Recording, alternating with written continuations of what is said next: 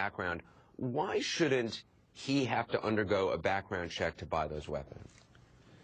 Well, if they're private sales, as you know, under the law, you don't have to. But private sales and gun shows are not the source. I mean, the FBI has done many studies on this, and they're not really the source of guns for criminals. The current system doesn't work very well, and we think it needs to be fixed. My question is, somebody seeing that might say, why shouldn't a person, I mean, our producer could have been a criminal.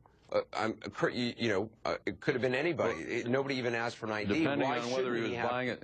Well, why shouldn't he have to undergo a background check, whether it's a private sale, whether it was from a dealer?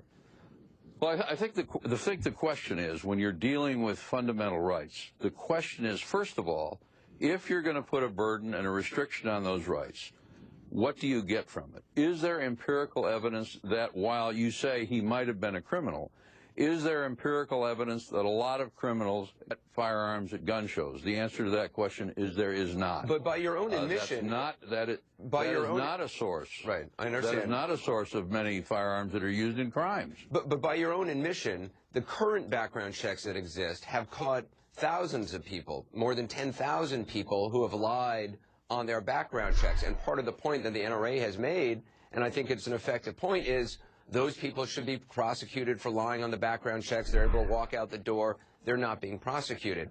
So why not extend background checks? And just logic tells you you would catch even more people lying and cheating.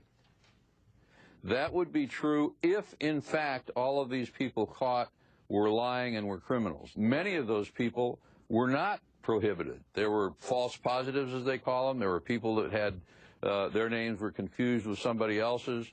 There were mistakes. The system didn't work very well. Because what we've suggested is that before you run, you ought to walk. I don't know what that means. Before you start dumping millions of more transactions into the system, you ought to fix the system so it works.